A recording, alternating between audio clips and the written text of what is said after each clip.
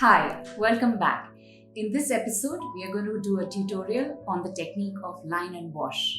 A beautiful technique, especially for beginners, which is very useful for them to loosen up their style of both sketching and loose watercolor washes. It's perfectly okay in this style to color outside the lines.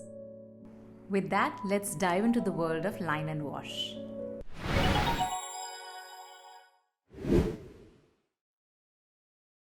There are several variations of the line and wash technique. For example, watercolor first. Here, you lay down the watercolor washes first, allowing them to dry completely before adding the ink lines on top, like these loose florals. This approach can create a more spontaneous and organic feel. The second is a traditional line and wash, where you complete the entire line drawing first, even of simple everyday objects, and then add watercolor washes on top.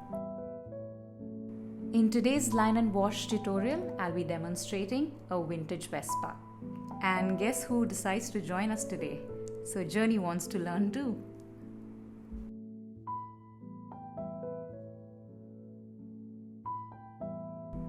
For this video, I'm using a waterproof Micron 01 tip pen. One of the biggest advantages of the line and wash technique, especially for beginners, is its forgiving nature. The ink provides a strong foundation which can guide your watercolor application and can make the process less intimidating. It also helps you loosen up your sketching and painting style. The emphasis is on capturing the essence and the mood of the subject, rather than getting caught up in the details.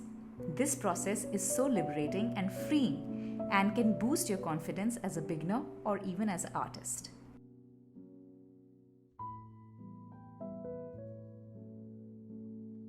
Embrace the imperfections, they add character to your work. In fact, you could come up with a really quirky little art piece. I'm going to use my earlier line and wash sketch of the old Vespa that I had created with a guide on the color theory and color mixing that I'm going to be using for this tutorial. So for example, for the dull gold, I'm going to be mixing cadmium yellow along with ultramarine blue.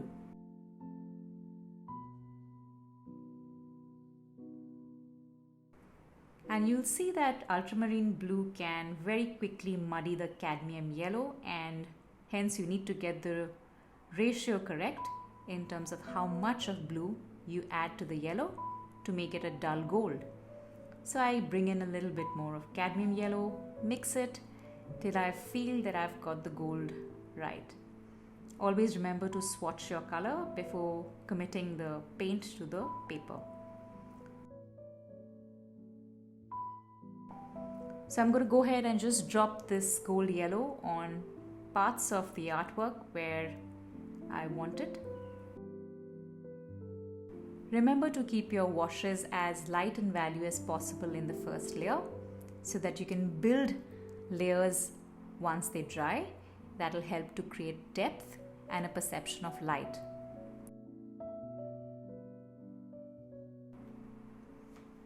For the blue-gray on the other part of the Vespa, I'm going to mix cadmium red with phthalo blue. Remember, phthalo blue is again a very pigmenting color, and so you need to add the right amount to cadmium red to achieve the blue-gray that you want.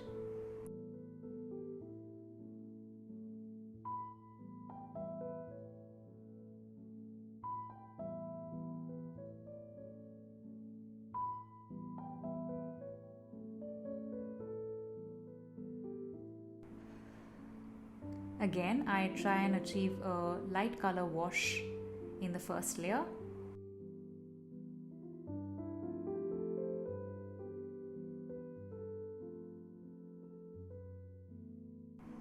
I add in the same blue-gray in the interior parts of the tires as well as some of the highlights on the headlight.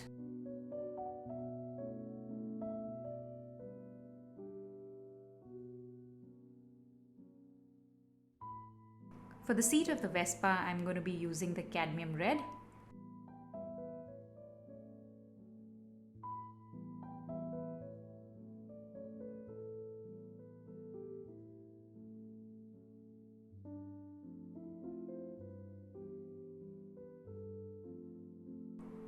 I keep a light value wash towards the end of the seat.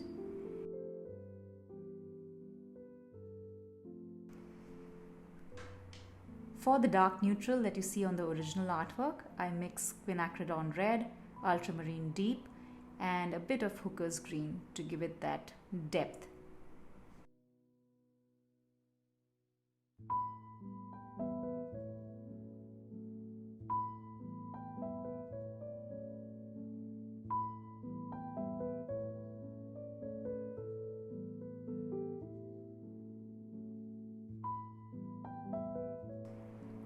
Have fun dropping in your dark neutrals to build contrast wherever you like in your artwork. Remember to keep white spaces or negative spaces in your artwork. They help to build perspective and give a good sense of light and shadows. You can then take a darker value of the gold and start to put in some areas of contrast on the metallic body of the Vespa.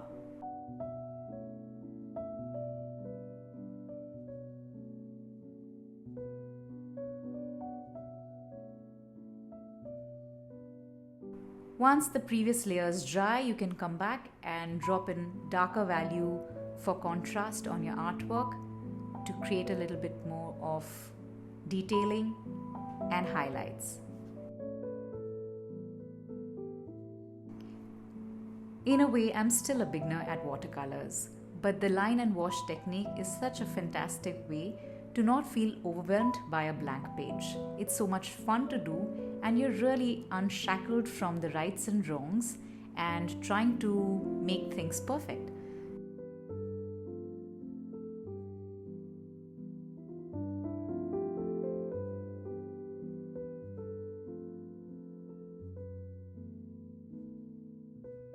Line and wash, as you've gathered, is a relatively quick method. You can complete a sketch and add color in a short amount of time, making it ideal for plein air paintings or even travel journaling. I love to do it in between some of my serious projects, and it helps me just loosen up, relax, and enjoy the process of art. And there you have it. Not perfect, but it was so much fun to do.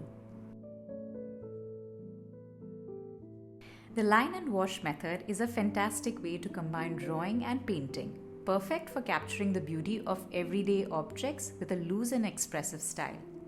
I hope you found this tutorial helpful and inspiring.